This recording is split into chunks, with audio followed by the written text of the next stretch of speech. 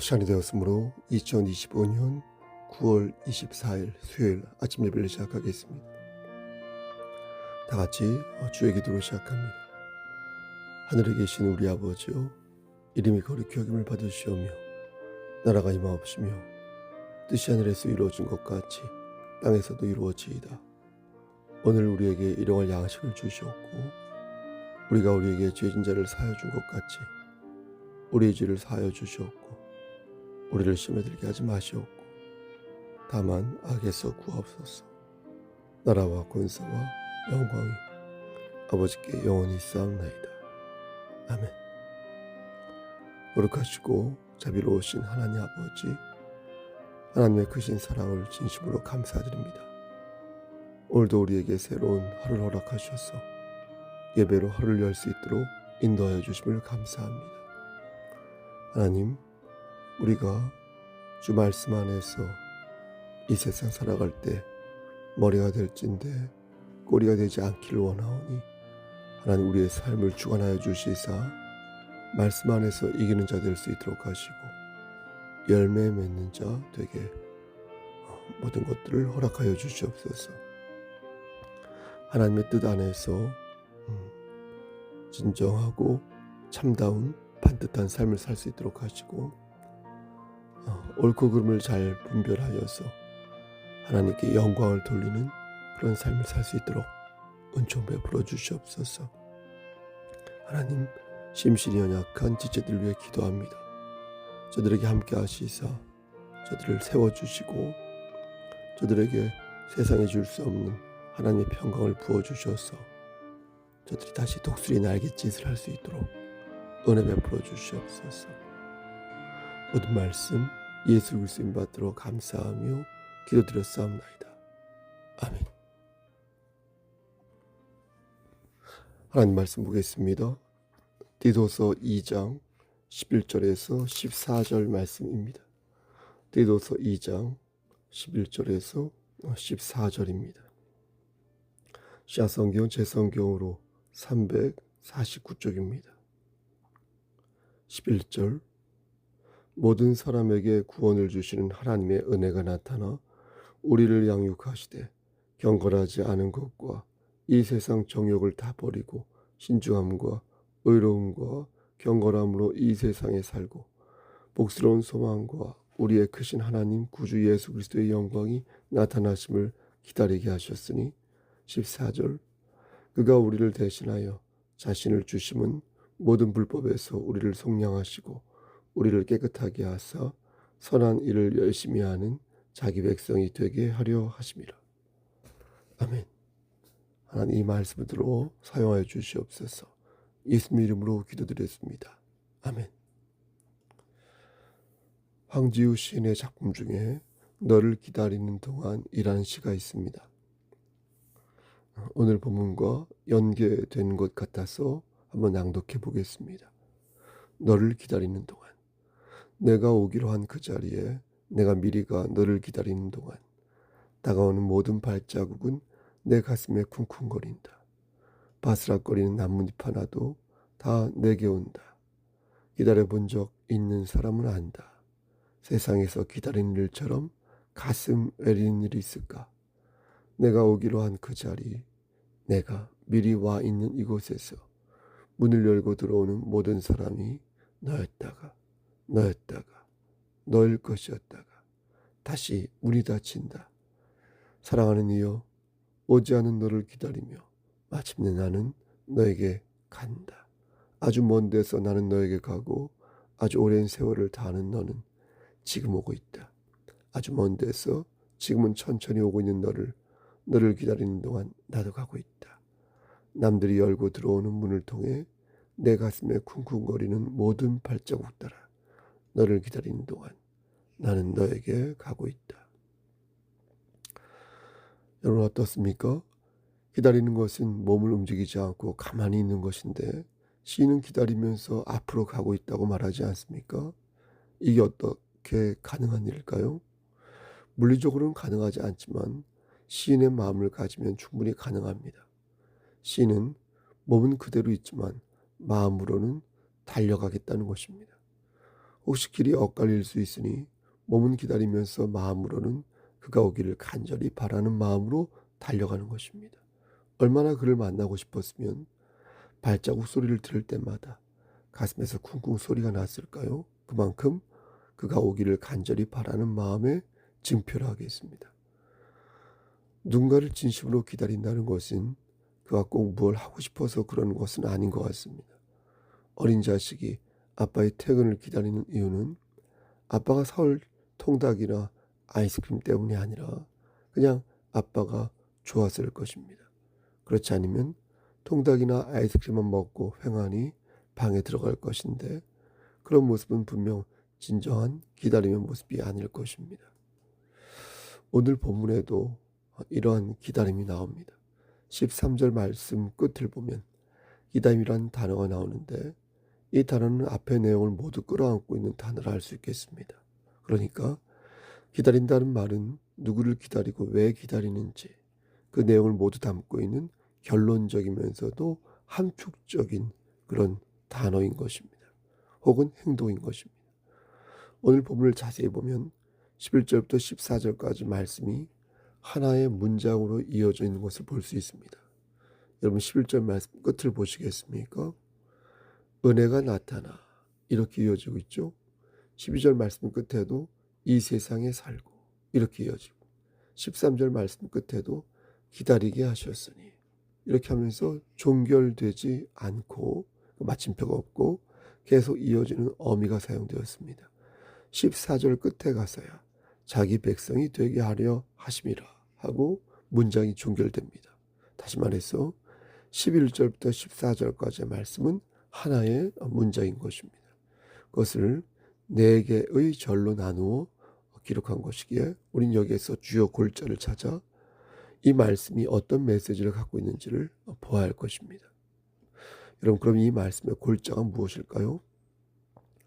하나님께서는 우리에게 독생자 예수 그리스도를 보내주셨습니다.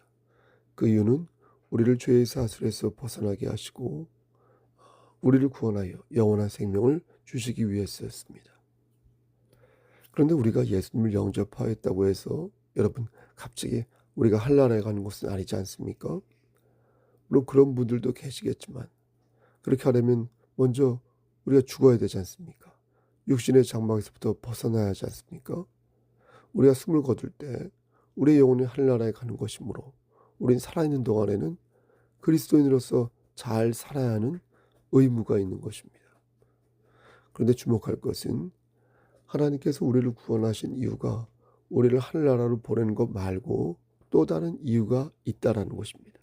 12절 말씀을 보면 그것을 우리가 알 수 있는데 우리를 양육하시되 경건하지 않은 것과 이 세상 정욕을 다 버리고 신중함과 의로움과 경건함으로 이 세상에 살고 그러니까 하나님께서 우리를 구원하여 주신 이유가 천국에 가는 것 말고 또 뭐라고 말씀하십니까? 말씀 끝부분을 보면 이 세상에 살고 이 세상에 살고 이게 바로 우리를 구원하신 이유가 되겠습니다. 이 세상에 살고 하나님께서 우리를 구원하여 주신 이유는 우리를 천국으로 보내는 것뿐만 아니라 우리가 이 땅에서 살 때 잘 살도록 하시기 위해 우리에게 영생을 허락하셨다는 것입니다. 다시 말씀드려서 내가 천국행 티켓을 주의 은혜로 얻게 되었는데 그 티켓이 천국에 갈 때 사용되는 것뿐만 아니라 내가 이 땅에서 살아있는 동안에 내내 사용할 수 있는 티켓이 된다. 그 티켓을 가지고 일도 열심히 하고 잘 쉬기도 하고 맛있는 것도 먹고 가는 여행도 다닌다는 것입니다. 마치 에베소서 6장에 나오는 진리로 허리띠를 띠고 의의 호신경을 붙이며 믿음의 방패와 구원의 투구와 성령의 검을 사용하는 것처럼 연신 주의 은혜를 우리가 가지고 다닐 수 있다는 것입니다. 이렇게 현장에서 사용할 목적으로 우리에게 주어진 연장이 곧 선물이 바로 하나님의 은혜라는 것입니다. 그럼 우리는 어떤 모습으로 이 세상에서 살아야 할까요? 에베소 6장에서는 진리의 허리띠와 의의 호신경과 믿음의 방패와 구원의 투구와 성령의 검으로 표현하지만 오늘 본문은 이것을 좀 더 구체적으로 대비하여 말씀하고 있는 것입니다. 먼저 12절 말씀을 보면 경건하지 않은 것을 버려라. 이렇게 말씀해요. 경건하지 않은 거 버려. 그리고 세상의 정욕을 버리라고 말씀합니다. 경건하지 않은 것과 세상의 정욕은 모두 우상을 가리키는 것입니다. 우상이란 사람이 만든 형상물로서 그것을 하나님으로 대체하여 숭배하는 거 아닙니까?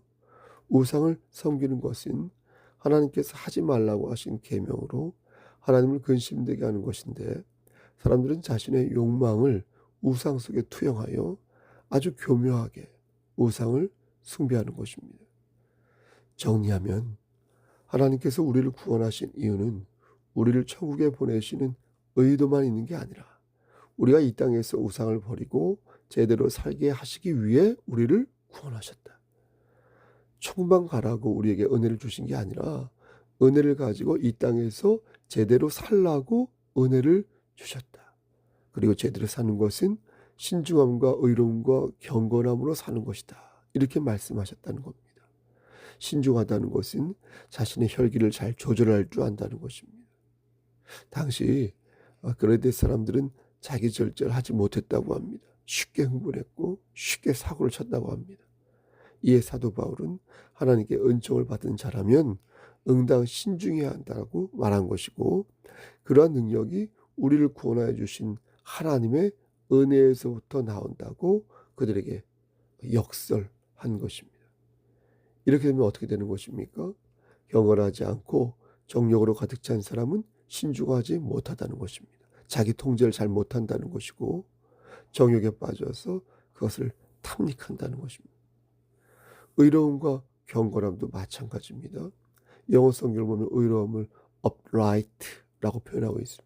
upright. 근데 성경에서 말씀하는 의로움은 반드시 하나님의 말씀 안에서 살아야 한다라는 전제가 있습니다.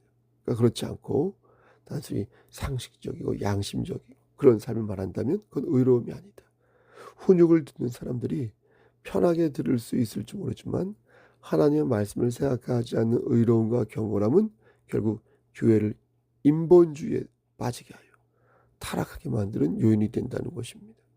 교회가 인본주의에 입각하게 되면 하나님의 음성을 들으려 하기보다 내가 원하는 말만 듣고 싶고 내가 원하는 말만 하고 싶어지는 것입니다. 그렇게 되면 교회는 의롭고 경건한 교회가 될 수 없는 것입니다.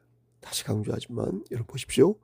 하나님께서 우리에게 은혜를 주신 이유는 천국에서 영원히 살라는 뜻도 있지만 이 땅에서 제대로 살라는 그런 뜻도 있다.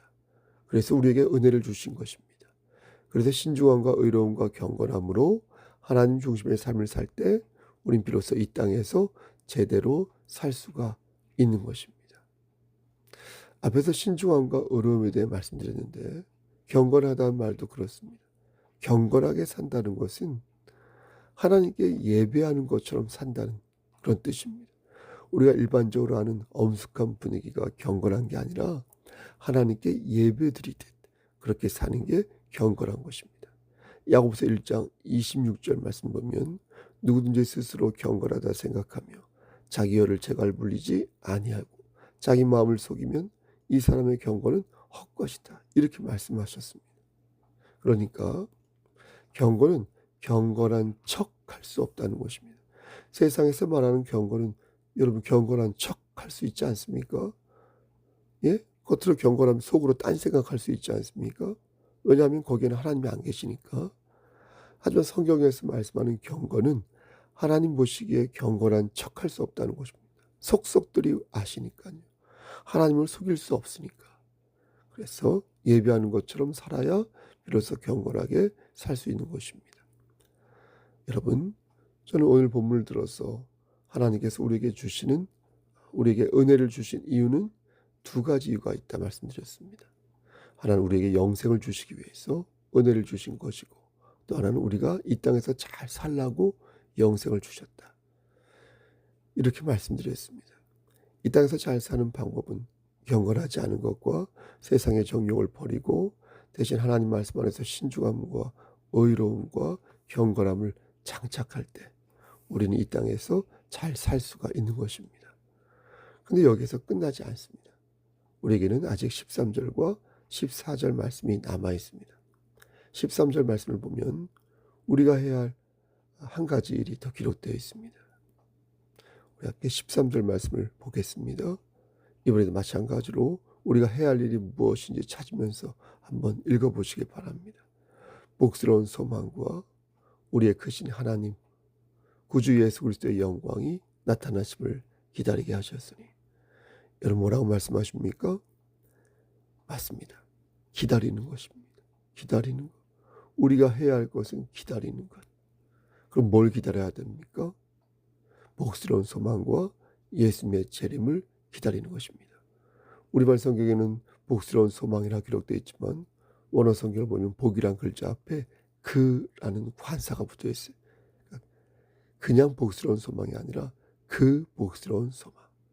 이렇게 명확하게 소망이 무엇인지 밝히고 있는데, 그게 뭐냐면 바로 뒤에 나오는 예수 그리스도인 것입니다. 그러니까 복스러운 소망이 따로 있고 예수님이 따로 있는 게 아니라 예수님이 곧 복스러운 소망인 것입니다. 예수님이 곧 복스러운 소망. 정리하면 우리가 해야 할 것은 예수님을 기다리는 것인데, 그것이 우리에게 복된 소망이 된다는 것입니다. 그리고 그 소망을 가진 자는 반드시 이 세상을 살아갈 때 14절 말씀처럼 살아가야 한다는 것입니다. 그렇게 해야 그런 진정한 하나님의 백성이 될 수 있다는 것입니다. 그럼 14절에서는 우리가 어떻게 살아야 한다고 말씀하는가요? 14절. 그가 우리를 대신하여 자신을 주심은 모든 불법에서 우리를 속량하시고 우리를 깨끗하게 하사 선한 일을 열심히 하는 자기 백성이 되게 하려 하심이라. 여러분 뭐라고 말씀합니까? 예수님을 기다리며 우리는 어떻게 살아야 한다고 말씀합니까? 선한 일을 열심히 하여 이 세상에서 빛과 소금이 되라고 말씀하십니다. 선한 일을 행하라. 그래서 빛과 소금이 되어라. 착하게 사는 것은 참으로 힘든 일입니다. 디도서 3장 2절 말씀대로 남을 비방하지 말고 다투지도 않고 저들에게 관용을 베풀며 범사에 온유함을 나타내는 것 정말 힘든 일입니다. 하지만 우리는 그것을 실행할 수 있습니다. 여러분 어떻게 그럴 수 있습니까? 이것이 오늘 본문이 우리에게 주는 메시지라 하겠습니다. 우리가 경건하지 않은 것과 세상의 정욕을 버릴 수 있는 이유, 우리가 신중함과 의로움과 경건함을 가질 수 있는 이유, 예수 그리스도의 재림을 기다리며 선한 일을 도모할 수 있는 이유, 병마와 싸우면서 소망을 잃지 않는 이유, 고난과 고통 속에서 우리가 끝까지 하나님을 의지할 수 있는 이유, 여러분 그 이유가 무엇이라고 말씀합니까? 그것은 우리의 능력이 하나님으로부터 나오기 때문이다 라고 말씀하십니다. 내게 능력 주시는 자 안에서 내가 모든 것을 할 수 있다. 이 말씀을 우리가 믿기 때문입니다. 그리스도 예수의 부활로 말미암아 아버지 하나님의 상속자가 되었음을 우리가 믿기 때문입니다. 우리로 그의 은혜를 힘입어 의롭다 하심을 얻어 영생의 소망을 따라 상속자가 되게 하려 하심이라. 저는 맨 앞에 여러분에게 한 편의 시를 읽어드렸습니다. 시인은 기다리면서 너에게 가고 있다고 말했습니다. 저는 그 시인의 마음이 천국을 기다리는 우리의 마음과 비슷하다는 생각을 가졌습니다. 우리도 천국을 기다리면서 지금 달려가고 있기에 내 가슴에 쿵쾅거리는 소리를 하나님의 말씀으로 받는 것 아니겠습니까? 그러므로 우리는 보다 성숙한 그리스도인이 되기 위해 노력해야 할 것입니다. 아빠가 사온 통닭만을 기다리는 소년이 아니라 지금 우리가 서 있는 그 자리에서 어떻게 하면 잘 기다리며 살 수 있는지 늘 노력하는 그리스도인이 되어야 할 것입니다. 사랑하는 우리 성석교회 성도 여러분, 주님의 재림을 무작정 기다리지 마시고 여러분들에게 주어진 그 길을 묵묵히 걸으며 영생을 소유한 자답게 오늘을 사시기를 바라겠습니다. 원한이 필 때 영원한 천국의 봄을 만끽하시기를 주님의 이름 받들어 간절히 축원합니다. 아멘. 이제는 우리를 죄에서 구속하여 주신 우리 구주 예수 그리스도의 은혜와 아버지 하나님의 만극하신 그 사랑하심과 성령 하나님의 교통하시고 인도하시는 모든 역사하심이 하나님 말씀 안에서 오늘을 정말 그리스도인답게 살기를 소원하는 여기 모인 성도와 그들의 가정과 이 재단과 이 나라에 영원토록 함께 계실지어다. 아멘.